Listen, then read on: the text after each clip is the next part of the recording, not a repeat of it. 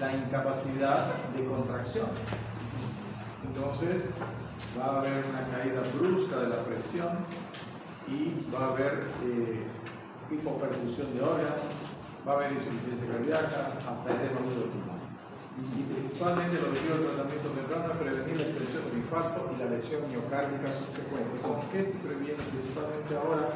Si se tiene las condiciones con un cateterismo para desobstruir inmediatamente el coágulo, la arteria.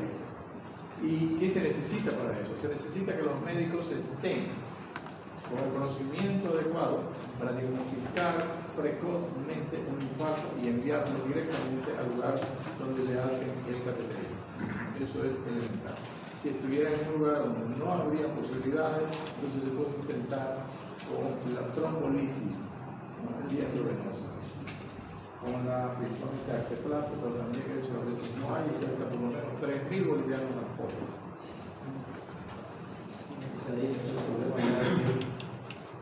El dinero. Clínicamente, ¿cómo se comporta el infarto? Dolor premonitorio, quiere decir que hay dolor antes del infarto. La tercera parte de los pacientes proporciona un antecedente o alteración en el patrón de angina. Esto quiere decir que el paciente tenía angina estable y que de un momento a otro esa angina, si era a las 2 cuadras que sentía, va a sentir a la media cuadra. Entonces cambió bruscamente.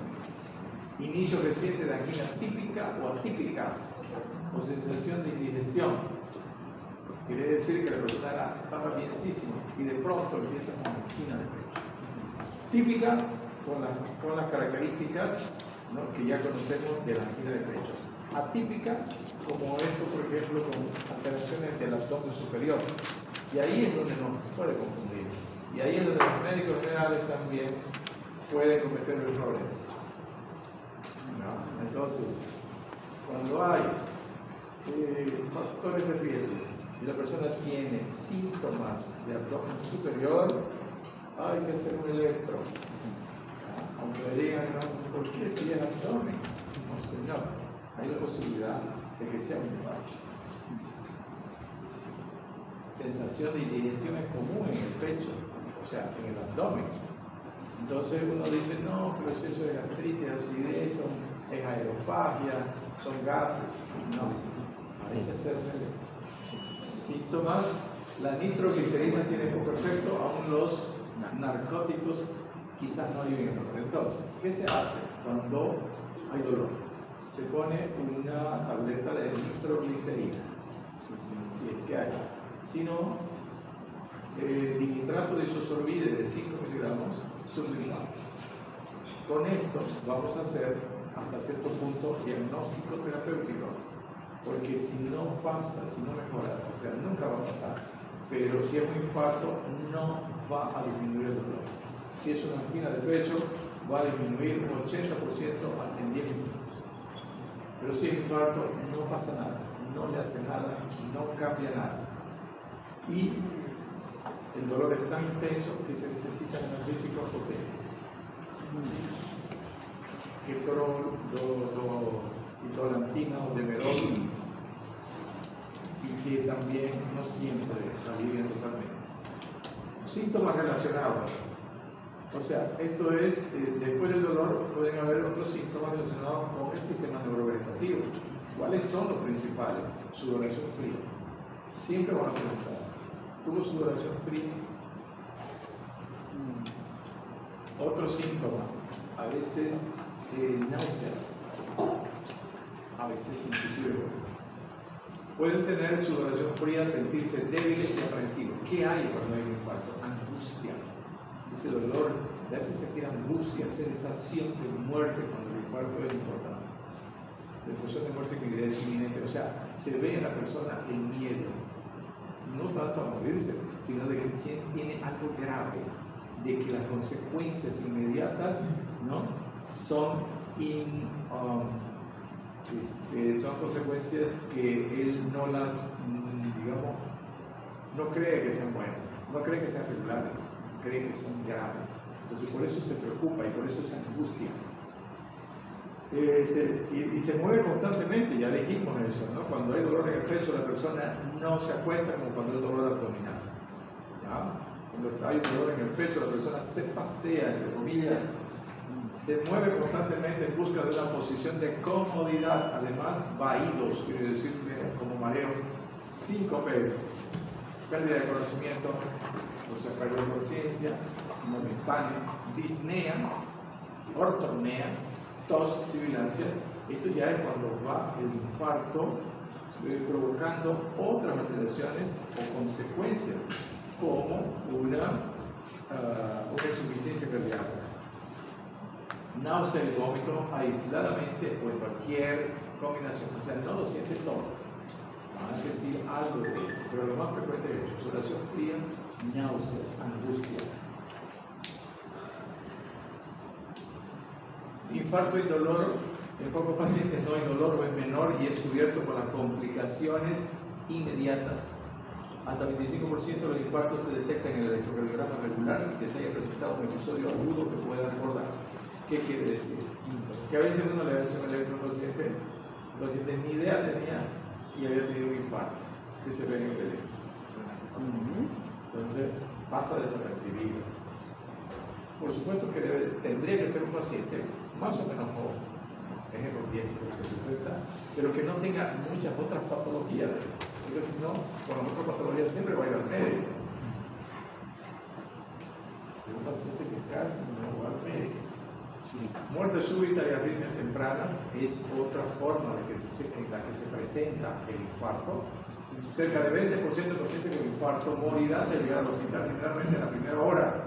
Se debe principalmente a fibrilación ventricular. Primero hay taquicardia, eclesístole, taquicardia ventricular, fibrilación ventricular. ¿Qué es la fibrilación ventricular? El aumento de la... ¿Qué significa la fibrilación para ustedes? La contracción arrítmica de la pared. que hay Los focos ectópicos. No dijo mecanismo, no dijo fisiopatología. ¿Qué significa para ustedes la fibrilación ventricular? Ya les dije, Movimientos arrítmicos. parada cardíaca. En ese momento que está fibrilando ya está parado, usted tiene que hacer cualquier cosa ahí. ¿Ya? Reanimación cardiopulmonar, está parado.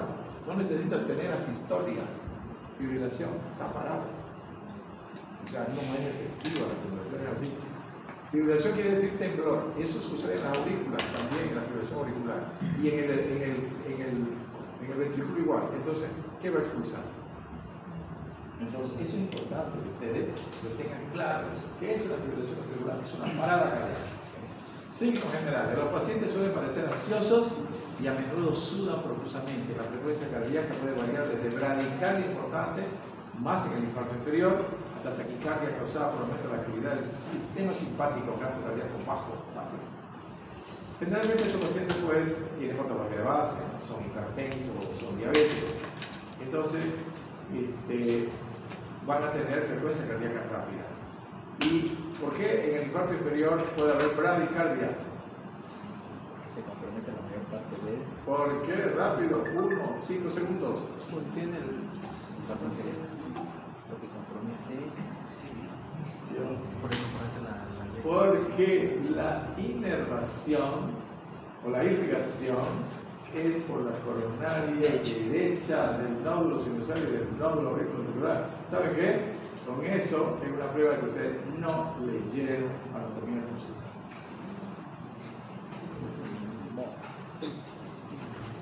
Así que después no digan, no me dijo, no nos dijo. La presión arterial puede ser alta más en hipertensos previos o baja en pacientes con shock.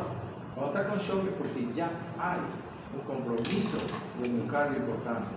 La insuficiencia renal, ¿qué? No lo van a ver el infarto cuando empezó, porque lo van a llamar a ustedes después de unos minutos, 5, 10, 15, 20 minutos. Entonces ya van a haber complicaciones. La insuficiencia respiratoria suele indicar insuficiencia cardíaca. El paciente es complicado cuando el paciente es asmático, está con su crisis y tiene un infarto. Ahí no podemos, tiene primariamente un trastorno respiratorio, no podemos interpretar que el problema respiratorio es por el corazón, aunque sea difícil. Puede haber fiebre en general de grado bajo después de 12 horas y persistir por varios días. Esta fiebre es por el proceso inflamatorio, no hay infección. Tórax, campos pulmonares limpios, signo de buen pronóstico. ¿Qué quiere decir eso? Infarto pequeño. Estertores basales son comunes y no siempre indican insuficiencia. Los estertores basales son signos de insuficiencia cardíaca congestiva, ¿no? Pero a veces no son. Por eso, menos que supuesto, excepcionalmente, si una persona está mucho tiempo acostada, puede tener estertor. Estertores más intensos y similares sugiere edema pulmonar. Quiere decir que ellos son de bronquiolos, los estertores, porque se está llenando de líquido, empieza en los alveolos y va subiendo y va hirviendo. ¿Han visto un edema agudo? Es como si hirviera cuando respira. Y de ahí sale la tose y sale albúmina. Tose y sale albúmina. Filante, blanca y a veces un poquito rojiza.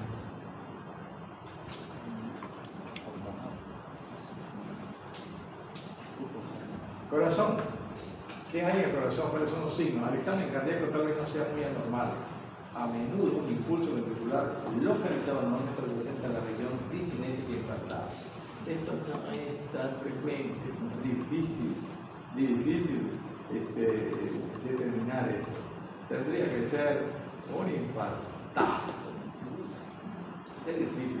Este signo no es tan importante. La distensión de la vena yugular refleja hipertensión auricular derecha, lo que puede indicar infarto del ventrículo derecho o elevación de las presiones de llenado del izquierdo. Entonces, cuando hay congestión en las venas del cuello, quiere decir que la sangre no está entrando como debería, no está volviendo al corazón como debería, se acumula. Entonces, hay una congestión porque el corazón no permite, no recibe la sangre que debe recibir y la expulsa. Hay algún problema ahí, insuficiencia del ventrículo o infarto del ventrículo derecho, puede ser. Es una sospecha ya eso. La ausencia de aumento de la PVC, presión venosa central, no indica presiones diastólicas de aurícula y ventrículo izquierdo normales. Quiere decir que no hay una relación directa de la PVC y la PVC, porque está en el lado izquierdo, la PVC más que la derecha. Los ruidos cardíacos suaves pueden señalar disfunción ventricular izquierda. Suaves porque el ventrículo tiene la capacidad de contraerse en forma anormal, tiene una contracción muy leve. ¿Cómo se contrae un ventrículo cuando hay insuficiencia cardíaca, cuando hay infarto extenso? Cuando hay insuficiencia cardíaca, un trastorno difuso de hipoquinesia, normalmente hace esto. Y se va un 60-70% de volumen, ¿no? Queda un 30 o un 20, ¿no? Vivimos en cuando hay insuficiencia, hace esto. ¿Cuánto se va? 30, 40, pero no se queda. Ese es el Los ruidos cardíacos suaves pueden señalar disfunción ventricular izquierda. Los galopes auriculares, cuarto ruido, son la regla. Y los galopes ventriculares, tercer ruido, son menos comunes y indican una disfunción significativa del ventrículo izquierdo. Sabemos de que el cuarto ruido es auricular. Sabemos que se produce por resistencia, por disminución de la distensibilidad o por aumento de la rigidez del ventrículo. Por eso se produce el cuarto ruido. Es una vibración de las paredes ventriculares. Y el tercer ruido, sabemos que generalmente es un ventrículo agrandado.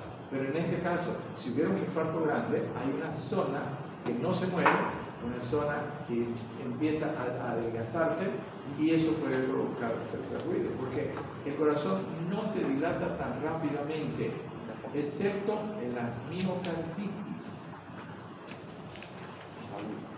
aguda. Soplos de regurgitación gutural son comunes y pueden indicar disfunción del músculo papilar recordado a la leche. Entonces, si hay un infarto en el lugar donde se inserta un músculo papilar, esa zona va a dejar de contraerse y el músculo papilar va a quedar sin movimiento Por consiguiente, va a protruir esa válvula de la válvula mitral, va a protruir hacia el aurículo. Va a tener insuficiencia, porque ya él no puede contraerse y traccionar como un paracaídas, ¿no? Por cuerdas terminosas, no puede mantener el cierre.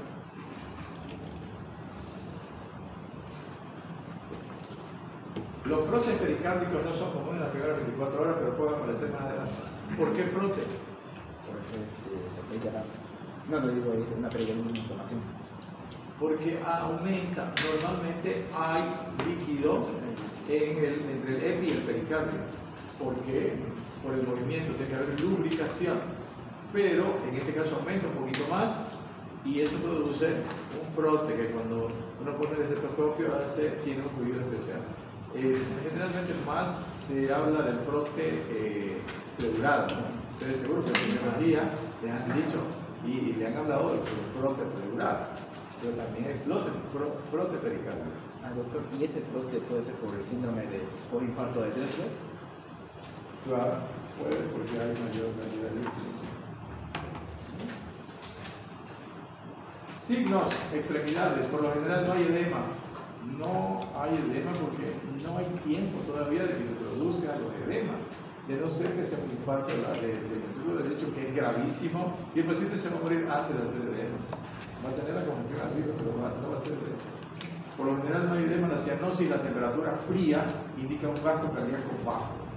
Quiere decir insuficiencia cardíaca, disminución de la perfusión de los tejidos, piel fría, porque recibe menos sangre, para optimizar el flujo de las vísceras, de los órganos internos. Debe palparse los pulsos. Datos de laboratorio, puede haber leucocitosis, un proceso inflamatorio que de leucocitosis 10.000 a 20.000 al segundo día y desaparece en una semana.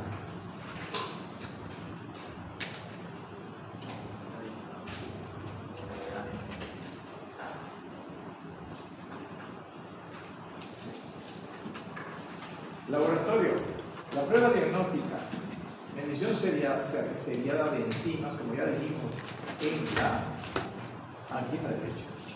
CKMB, troponina, que hay troponina ahí, son las enzimas que se deben pedir.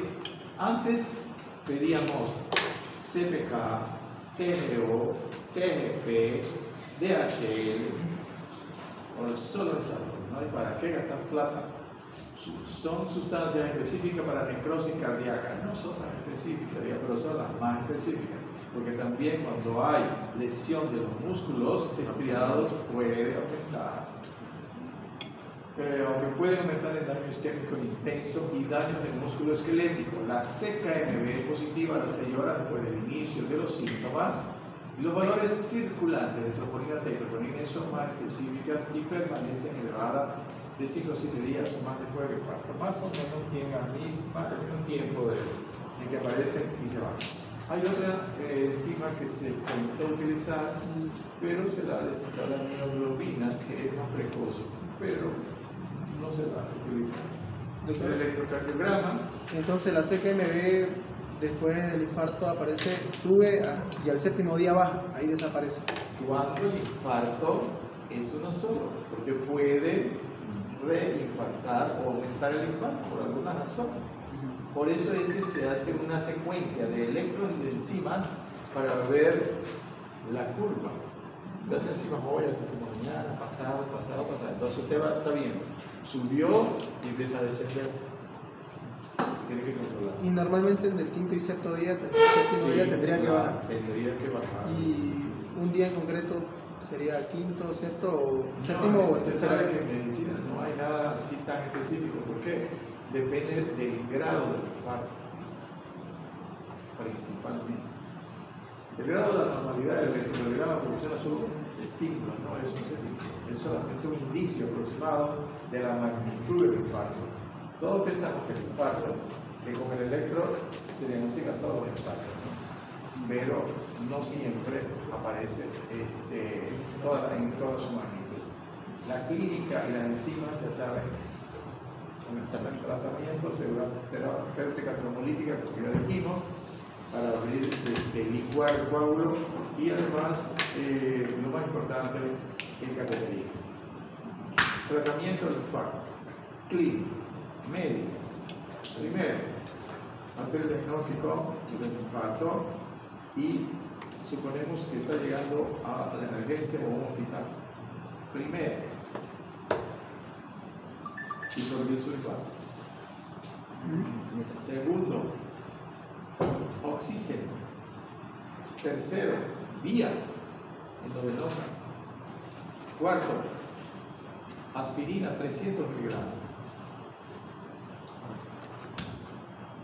Quinto, clopidogrel 300 miligramos. Sexto, atorvastatina 80 o rosuvastatina 40, una tableta.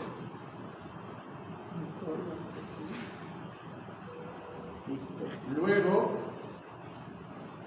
la monitorización de presión, de ritmo, frecuencia. Oximetría.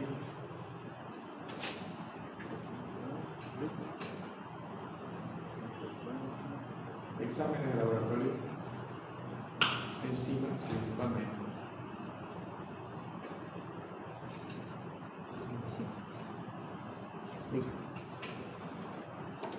Analgésicos para disminuir el dolor, porque el dolor puede causar shock también.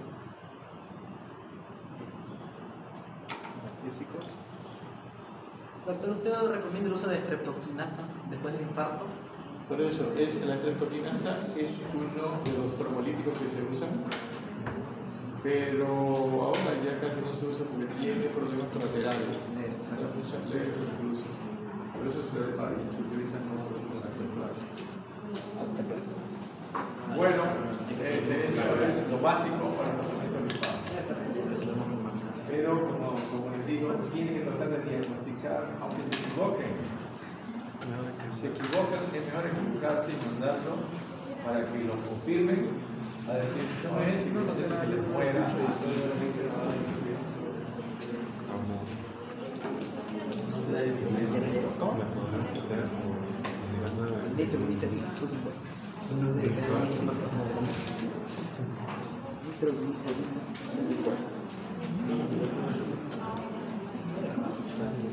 Vamos valientes, ¿no?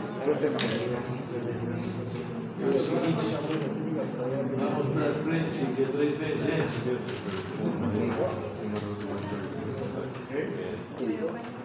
Vamos para adelante,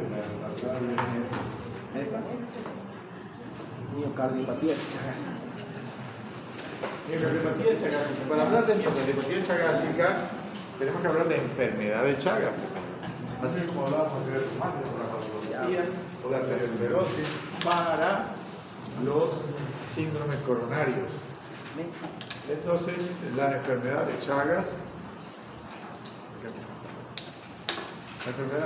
ya saben, es una tripanosomiasis, ¿no? El tripanosoma es un parásito, ¿no? La tripanosomiasis americana se llama porque hay tripanosomiasis africana con los parásitos gambiense y rhodesiense, ¿no?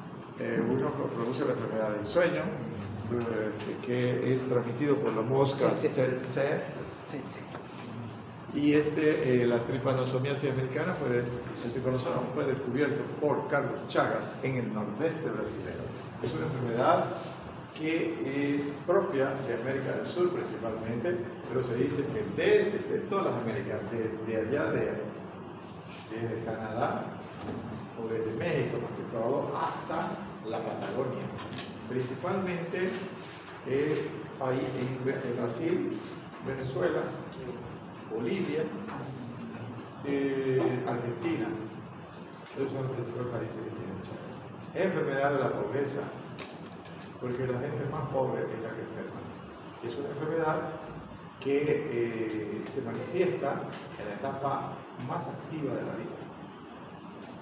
¿Por qué? Porque generalmente las personas que han adquirido el Chagas lo adquieren en la edad temprana, a veces de niños, de pecho, porque está en la casa. Entonces, a los 20 años, esa persona ya puede estar con su marcapaso. ¿Qué significa esto? Que la persona con lesiones ya importantes de corazón no puede desarrollar una vida, entre comillas, normal. No puede tener una familia porque tiene el hombre especialmente. Tiene que trabajar para mantener mujer y hijos. Por lo menos antes era así. Ahora la mujer ya a veces también lo mantiene uno. ¿No? Pero tiene sus consecuencias eso, ¿no? Para los hombres. Porque están con control, ahí no sale deseable. Bueno, en otro momento hablamos de eso. Entonces, en cambio, la enfermedad que hemos visto, las enfermedades tipo coronariopatía, son ya después de los 40, 50 años. Entonces ya la persona vivió un tiempo una vida activa y viene después como consecuencia de muchos factores, ¿no? Y en cambio el Chagas es una enfermedad que tiene una forma aguda y una forma crónica. La forma aguda dura poco tiempo, es difícil de diagnosticar. Generalmente se la ve más en los niños y pasa desapercibido, porque los síntomas son parecidos a cualquier enfermedad que produzca hipertermia, por ejemplo. Entonces ya esa enfermedad va a pasar a la etapa crónica. En la etapa crónica puede haber dos situaciones, con síntomas y asintomática. Quiere decir de que en una persona, no se sabe por qué, se piensa que es un trastorno inmunológico, va a lesionar más a unas personas que a otras. Y dentro de la persona, o en cada persona, puede lesionar el corazón o intestinos. Cuando dicen los viejos que cuando lesionan más corazón, lesionan menos intestino, cuando lesionan más intestino, lesionan menos corazón. Es una experiencia, digamos, que se ha visto, pero no siempre es así, ¿no? Pero aparentemente se da. Entonces el agudo es el más difícil de diagnosticar y el crónico sería, como por decir, menos difícil. Sí, porque el crónico ahora, dependiendo, ahora se diagnostica mejor, pero antes no había condición. ¿Y cómo lo haría para diagnosticar el Ya agudo? vamos a ir viendo. Esto es un primero aspectos generales para después entrar en aspectos más específicos. Para que ustedes se motiven con el Chagas. Entonces vamos con el friendship, que atrás del friendship vamos a acabar ahora, para que ustedes el jueves tengan tiempo de empezar a estudiar, para que se tranquilicen. La enfermedad de Chagas constituye un importante problema de salud pública. ¿Por qué es un problema de salud pública? ¿Qué quiere decir un problema de salud pública? Afecta a muchísima gente y el Estado tiene que tomar medidas para que esta enfermedad no afecte tanto a la gente o disminuya su prevalencia y su incidencia. El programa de salud pública para América Latina afectando aproximadamente, esto ya no es tan así, esto es estas estadísticas antiguas, esta enfermedad ha reducido la esperanza de vida de personas en fase productiva. Disminuye la esperanza de vida. Así como las personas con sobrepeso, también hipertensión, disminuye la esperanza de vida. La enfermedad de Chagas o tripanocinosis sudamericana es una parasitosis causada por un protozoario flagelado, trypanosomatosis. Es endémica en América Latina. ¿Qué quiere decir endémica? Desde el punto de vista epidemiológico, que siempre hay un número determinado. Y no hay epidemias porque no se transmite rápido, ¿no? Como la virosis. Desde la parte de México hasta el sur de Argentina y Chile existe Chagas, pero ahora existe en Europa, existe en todas partes, por la migración. Antes era más en el campo. ¿Cuál era el campo? ¿Cuál era la zona de Santa Cruz? Los valles cruceños Y por supuesto Cochabambino, Chuquisaqueño, para nosotros, los valles cruceños, y la zona del Chaco, 2 zonas chagas. Fue descubierta por Carlos Chagas en 1000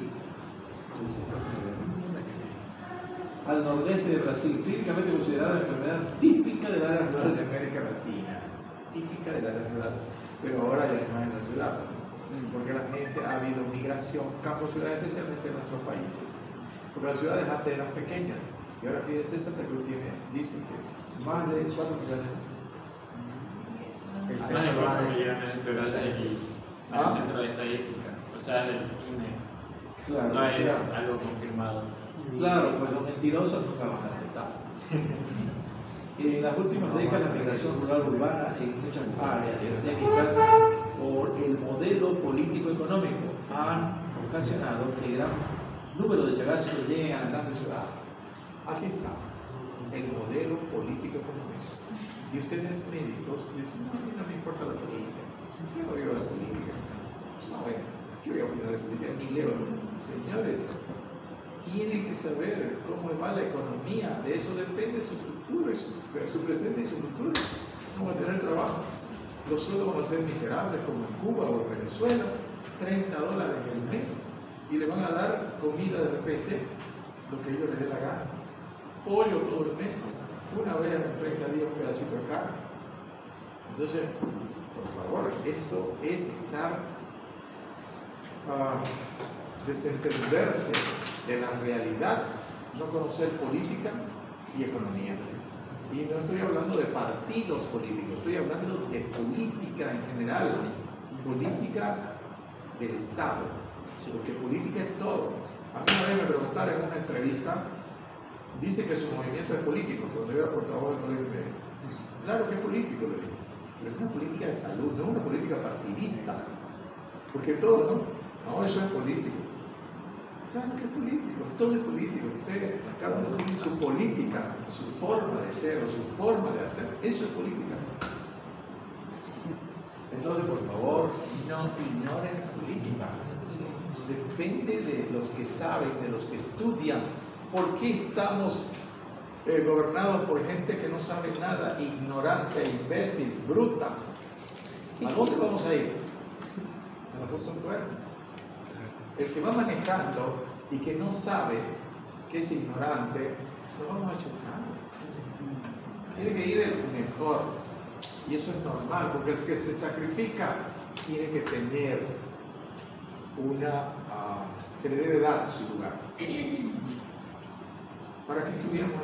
En los países comunistas y socialistas, por eso la gente no hace más nada. Porque lo importante es la competencia en los países libres, que tiene cada uno la oportunidad de hacer lo que vea conveniente con su vida. Yo digo exageradamente, por lo menos, que un mendigo decida dónde va a ir y qué va a hacer, aunque sea mendigo. No vivir como chanchos encerrados que le den la comida ahí y le dan al perro comida. Entonces, eso es política y eso es economía. Algunos médicos dicen, no, a mí no me interesa. Vivimos en una burbuja, cada uno. Todo nos afecta. La política esta nos va a afectar a todos. ¿No ven que quieren jubilar a nosotros? Imagínense esa barbaridad. No, pero que han visto los problemas de salud que hay. ¿Por qué? Porque entra gente sin la preparación adecuada y entra gente sin experiencia. Esto es como un proceso natural. Los viejos saben mucho, enseñan a los otros. Y los nuevos van entrando, van aprendiendo, van teniendo experiencia. Cuando esos nuevos sean viejos, ya enseñaron a los otros. Pero si de pronto eliminan la mayoría con experiencia, ¿quiénes van a entrar? No, y ustedes de repente no entran. Los que entran, ¿quién? Los que están en el partido. ¿Y cómo entran? A dedo. Entran a dedo. ¿Y quién entra a dedo? El que está lamiéndole las botas al político. No el que sabe. Por lo menos que hicieran concurso.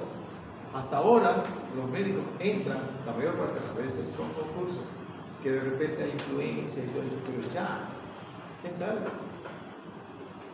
Después los abogados, por ejemplo, entran así nomás.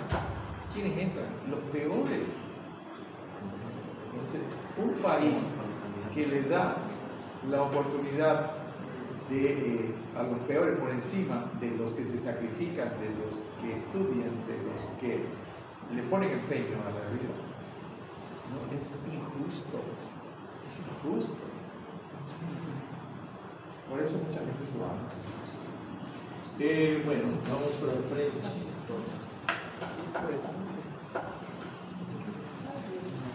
Es una enfermedad aguda o crónica, en una fase aguda o una fase crónica, producida por el tripanosoma. La forma aguda presenta fiebre, edema palpebral y general, poliadenopatía, hepatohidromegalia, anemia y nódulos subcutáneos. Hubo un momento en que un señor llamado Romaña dijo de que una inflamación del párpado de cualquiera de los ojos era signo específico patognomónico de Chagas. No es cierto. Es un proceso inflamatorio porque la vinchuca le picó ahí cerquita, pero cuando pica en otro lado, no pasa nada. Cuando pica cerquita, sí puede aparecer. No, también puede ser un edema de Quique, ¿no? Un proceso alérgico, de un solo lado, se hincha un ojo. ¿Sí o no? Cuando uno come algo que le hace daño, cuando come marisco, huevo, ¿no? Entonces, ese síntoma no sirve como se pensaba. Entonces, por eso es que no se puede detectar, porque presenta síntomas genéricos que pueden presentarse en cualquier proceso infeccioso o viral. Es transmitida por los insectos hemípteros del subgrupo de la subfamilia Triatominios. ¿Quiénes son? Las vinchucas. Vinchucas en Bolivia, barberos en Brasil, y así tienen varios nombres. Y hay gente en el campo que dice, hay 3 tipos de vinchuca. Hay. Unas son más café, otras tienen unas rayas más claras. Y dice, la que tiene el Chagas es esa que tiene la mala cara. No cualquiera puede ser, cualquiera que pica, ¿no? y saca un tripanosoma, puede ser de algo, ¿no? Entonces, cualquier vinchuca puede. Esa es la transmisión más común, por lo menos era, ¿ya? Pero hay otra forma de transmisión. Hay una nueva inclusive, que ya se confirmó, porque hasta hace unos años se decía que la transmisión vía oral no era tan seguro, o sea, no se sabía si realmente existía. Ahora sí, más aún con el azaí, dicen, yo no sé hasta qué punto el azaí tiene parásito en la forma, porque al comerlo se infecta de Chagas. Dicen, no le estoy diciendo que no coman, yo no como, ya lo dije, porque dicen que es una de las formas que es más tiene una evolución más rápida. No sé, prefiero no intentarlo. O la vía oral podría ser como la menos común. ¿Cómo qué? Como algo menos común. Eso antes se pensaba de que no se transmitía por vía oral. Ahora sí se confirma. El hombre se contagia a partir de los insectos triatominios, de la cual hay varias clases dependiendo de la región geográfica. Durante el acto de la picadura, cuando la vinchuca, ¿dónde pica? Pica en los lugares descubiertos. Las personas que vivían en el interior, en los valles, era friecito, ¿no? Entonces se tapaban hasta aquí seguro, ¿no? Entonces le picaba más en la cara y en las manos. Pero acá entre nosotros a veces dormimos sin ropa. Nos puede picar en cualquier lado. Entonces el signo de Romaña se va a diluir, porque se va a picar en el pie, en la pierna.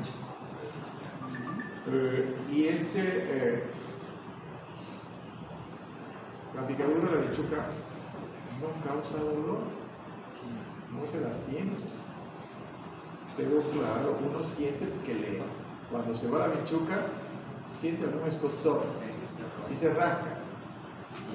La vinchuca pica, saca su sangre que debe sacar, se da la vuelta y defeca. Ahí donde picó. Y sale el parásito. Y como el parásito tiene capacidad de movimiento, se mete activamente.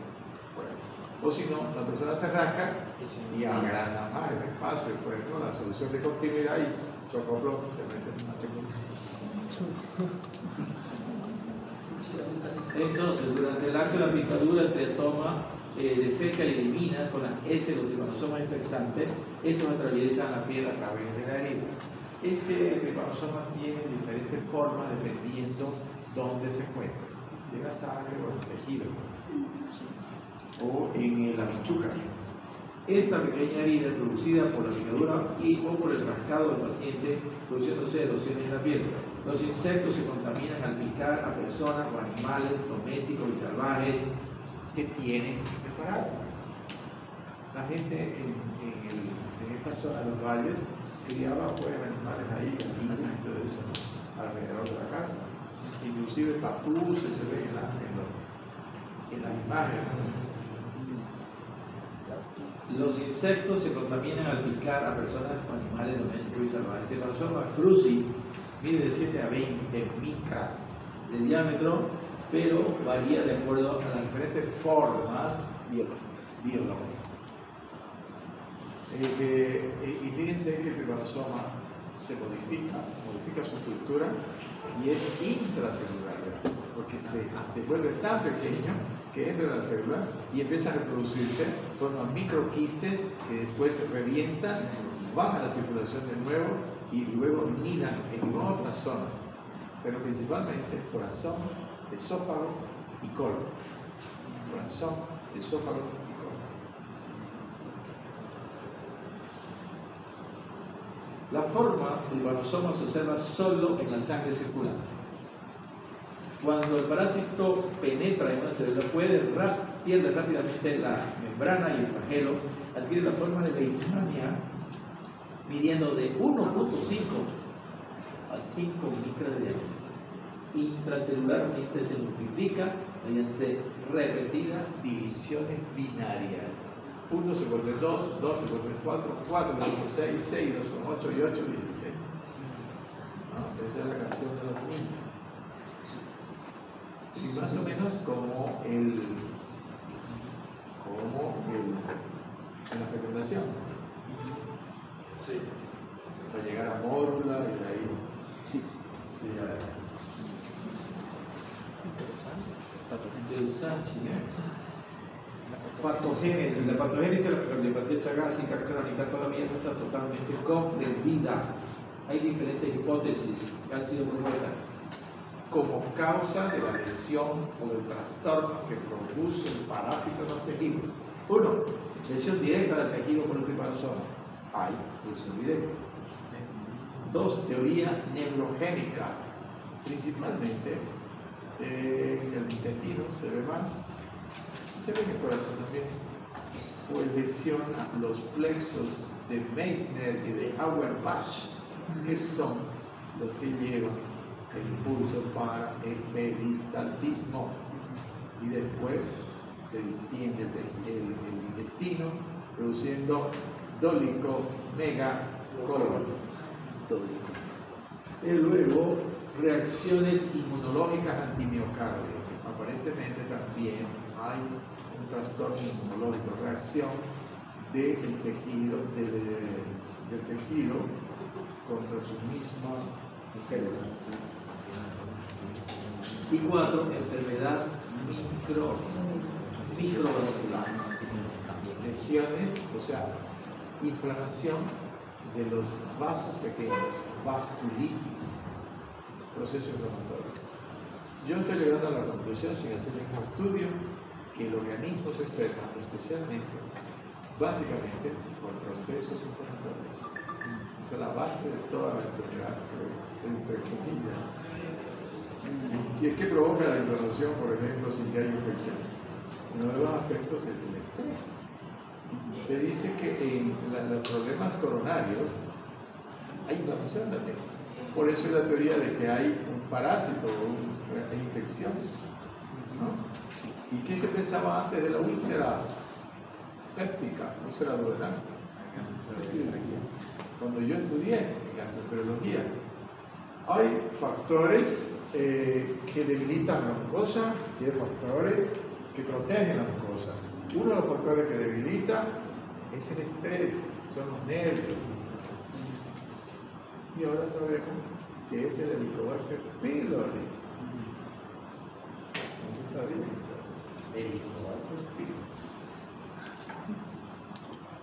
Aumentamos una hipótesis alternativa, pero es el conjunto de todas estas cosas.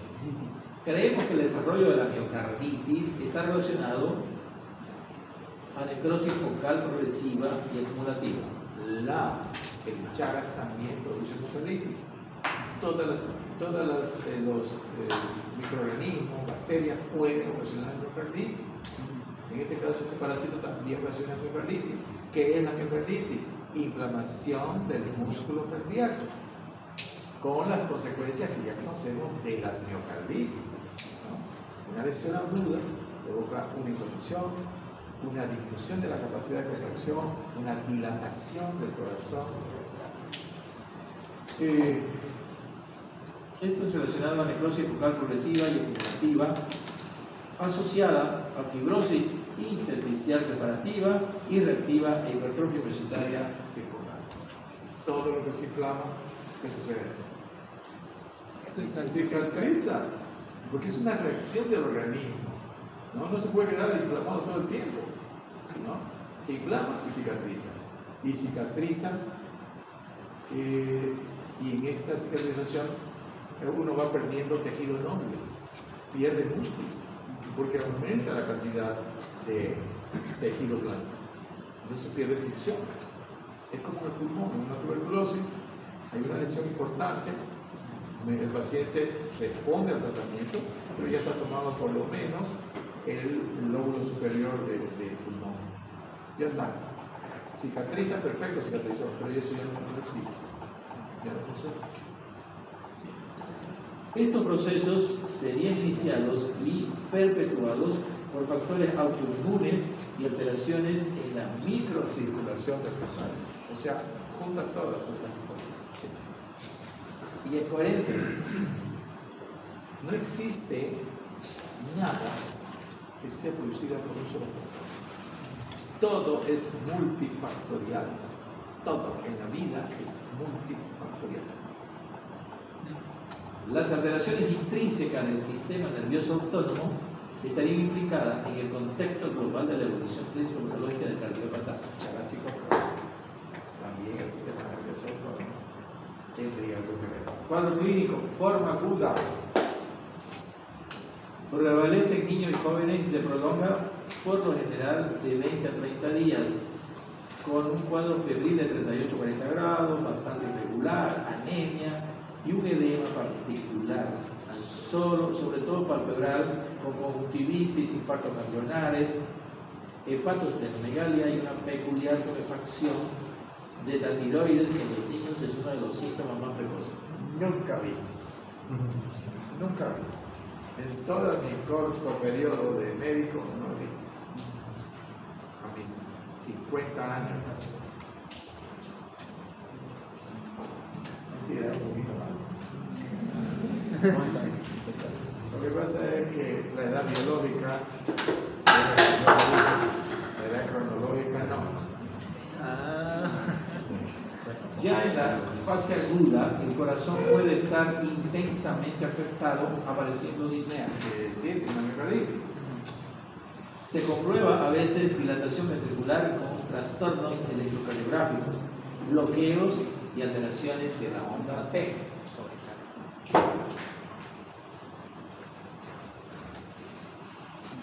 ¿Bloqueo de rama, doctor? Bloqueos de ramas son los más frecuentes. En algunos enfermos aparecen también manifestaciones meningoencefalíticas que junto con las cardíacas son las responsables de algunos fallecimientos. Nunca vi Forma crónica, en ocasiones la enfermedad adquiere un curso prolongado, especialmente en los adultos. O sea, no todos van a tener lesiones. La afectación cardíaca suele ser el rasgo predominante. La cardiopatía chagásica tarda varios años en exteriorizarse clínicamente. Las más de las veces aparece sin que existan antecedentes aparentes de enfermedad aguda. Unas veces surge de una forma aguda seguida de varios años de aparente curación o un periodo de síntomas indeterminados. ¿Todo bien ahora? Es la causa más común de asistolia y muerte cardíaca en las zonas endémicas de Sudamérica. ¿Cómo muere entonces Chagásico? Muerte súbita. Muerte súbita. Me recuerdo una vez en la sala cuarta de ahí arriba en el San Juan, había un señor con Chagas y unos internos tenía cefalea y entonces vieron que el propanolol es bueno para algún tipo de cefalea, le dieron propanolol. Yo no digo que eso es bueno, pero el señor estaba así caminando, al revés de la arte, claro. Propanolol para la cefalea, le digo. Muchas gracias. Al revés de la arteriosclerótica, incide más en sujetos de edad inferior a los 50 años. Las lesiones de sectorización guardan estrecha relación con la duración de la infección activa y extensión de las lesiones miocárdicas. Esto fue lo que ya les dije, ¿no? Radiológicamente se comprueba marcado agrandamiento del área cardíaca. ¿Qué ocurre con el Chagas? Dos tipos de evoluciones del corazón. Uno, lesiona el sistema de conducción y produce miocardiopatía dilatada. No quiere decir que una sola cosa, ¿no? Las dos cosas puede producir. Pero a veces solamente el sistema de conducción con un corazón de tamaño normal en la radiografía. Porque ahora ya se está buscando si hay alguna lesión realmente que no la podamos captar por rayos X e incluso por eco, porque por eso está haciendo ya resonancia magnética para ver si hay alguna lesión realmente. Una de las lesiones que es difícil, no es frecuente, pero es difícil de detectar, a veces inclusive en el eco no lo detectan, es el aneurisma de punta en el ventrículo izquierdo, ¿no? Se excava una zona de la punta y ahí se queda un poco de sangre y se convierte. Entonces la persona está perfecta, está feliz, no tiene nada en el electro, inclusive de un momento a otro accidente vascular cerebral, embolia. Esa es una de las formas, digamos, en que el Chagas se presenta. Entonces, sistema de conducción. ¿Qué es lo que encontramos principalmente de lesión en el sistema de conducción? Lo más característico en el Chagas, el hemibloqueo anterior izquierdo y el bloqueo de rama derecha completo. Hemibloqueo anterior izquierdo más bloqueo completo de rama derecha. Mi bloqueo anterior izquierdo, si ustedes ven en D2 que está más negativa, quiere decir que el eje está, la perpendicular de D2 es menos 30, ¿no? Es menos 30. D2, 60 grados, ¿no? Perpendicular menos 30. Y si está más negativa, está más para acá. El bloqueo anterior izquierdo. ¿Ya? Eso se encuentra en el Chagas. Yo pongo esto nomás, que es D2, pero seguro que ABF va a ser más negativa. ¿Ya? Va a ser positiva en D2, en D1. D1 va a ser positiva y más positiva en ABL. ¿No? Ya. El bloqueo de rama derecha. Dijimos que en B1 y B2 ve el lado derecho del corazón. Entonces, vamos a tener R'.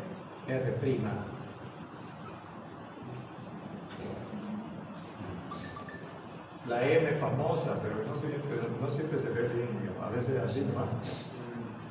Lo importante es que esta anchura sea más de 0,12 segundos, mayor. a 0,1269. Y 3 cuadraditos. Esto es lo más importante. Ustedes pueden ver esta morfología así, parecida, pero no es ancho, no es nada. Esto es una incisura. ¿Ya? No se dejen llevar solamente por la morfología. Tienen que ver la anchura del puente para que sea bloqueo de rama derecha. Y esto se ve en B1 y en B2. En cambio, esta misma morfología en el otro rama izquierda se ve en B5 y en B6. También podemos ver la onda S empastada en BCI, doctor, en la derecha. Sí. Pero eso es lo más característico. BCI, onda S empastada. Diagnóstico. El parásito puede mostrarse en la sangre y por el procedimiento de la gota gruesa con la reacción de Stroh. Entonces, ¿cómo se diagnostica? Chagas agudo, gota gruesa y reacción de Stroh, es lo que más se hace. Gota gruesa y reacción de Stroh.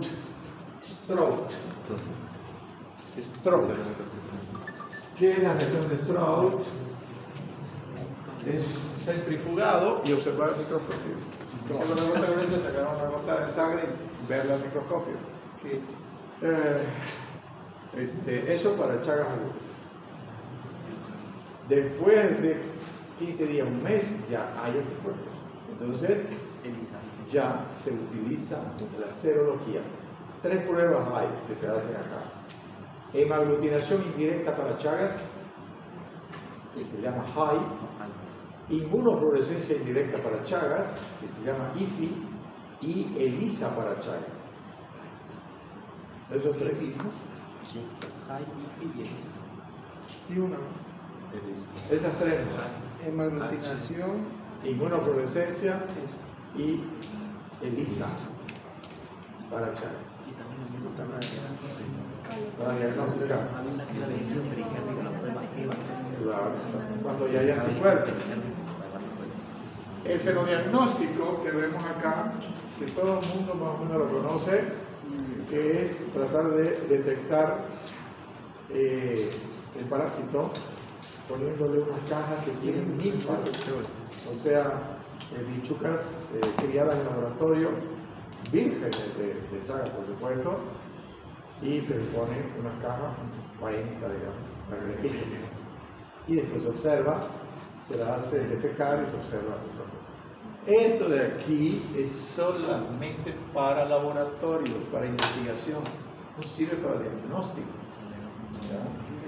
No tiene una baja especificidad. Hay mucha gente que va a laboratorio y le dice, ya no tiene menos de tanto y no quiere decir nada, o sea, no salió nada. En la etapa crónica va a salir falso negativo. En la etapa aguda pueden salir más, pero no se puede tomar como un diagnóstico.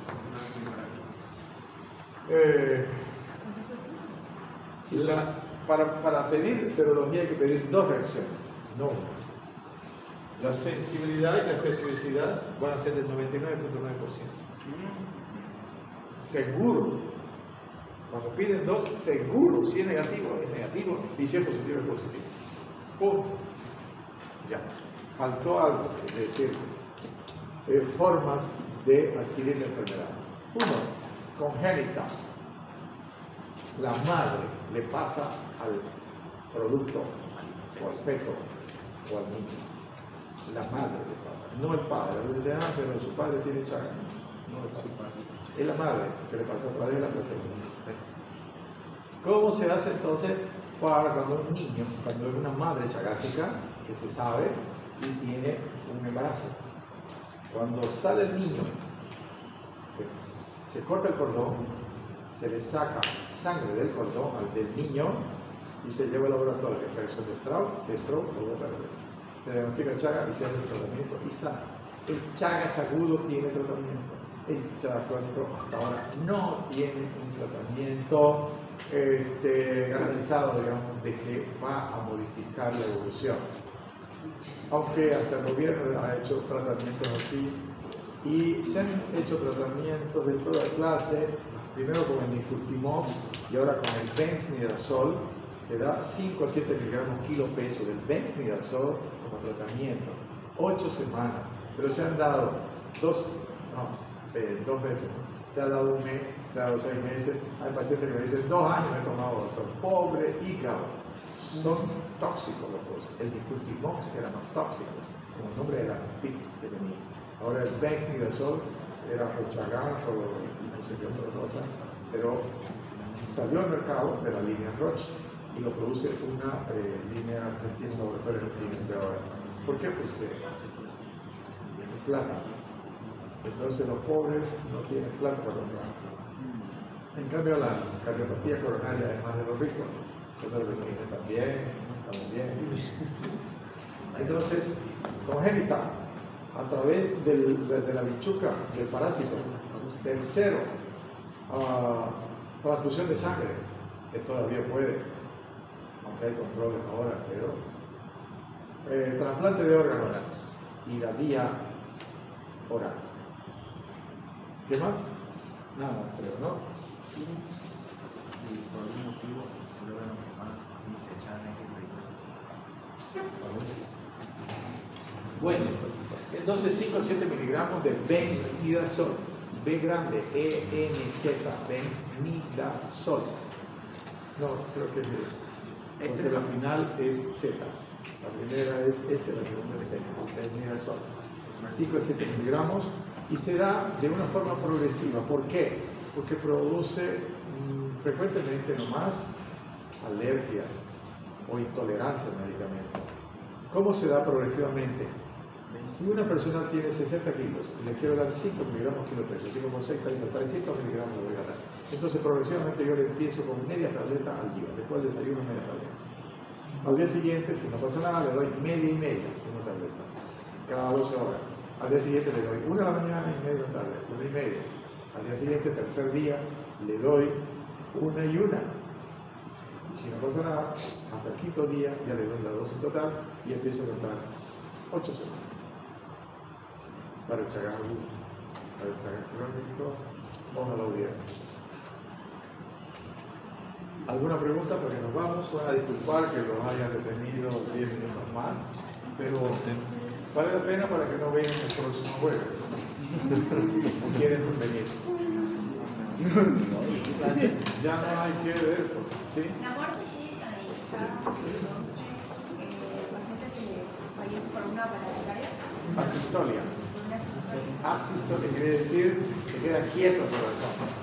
Hay diferentes paradas. Una es asistolia, otra es fibrilación.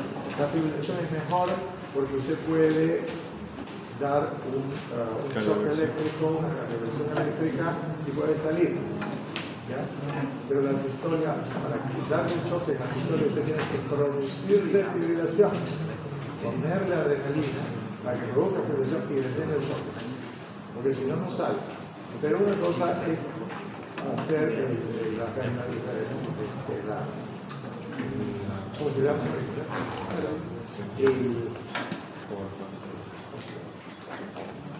La animación cardíaca con electricidad, cardioversión eléctrica y que salga, pero la base. Pero vamos a hablar de nuevo. La asistolia, o sea, la primera la tratamos con adrenalina porque tengo entendido que no es un ritmo desfibrilar. O sea, el paciente va a estar con asistolia, pero si lo tratamos va a tener una fibrilación. Por eso, hay que provocar fibrilación para que el corazón esté en condiciones de recibir el choque y salir con ritmo. Y ahí lo desfibrilan. Claro, porque asistolia no va a salir. Claro. Y además tiene que cuidarse, ¿no? Ah, no, le vamos a dar a hacer una cardioversión. Chucky salió. ¿Y dónde está la base? Ese corazón, ¿cómo está? Va a parar en 24 horas, para más del 50%. ¿De qué se refiere la fase intermedia del Chagas? La fase, no hay una fase intermedia. No les dije. La fase crónica se divide en dos. La fase con síntomas o con signos y la fase indeterminada. Quiere decir que no tiene signos y no tiene síntomas. Indeterminada. Pronto, gracias. Muchas gracias por todo. Ojalá que les vaya bien. He tenido el gusto de pasar clases con ustedes, ¿no? He hecho todo lo posible, ¿no? Pero de repente que mi vida será normal, quizás será el próximo año nos vemos. No, de visita, o sea, pero no de alumno.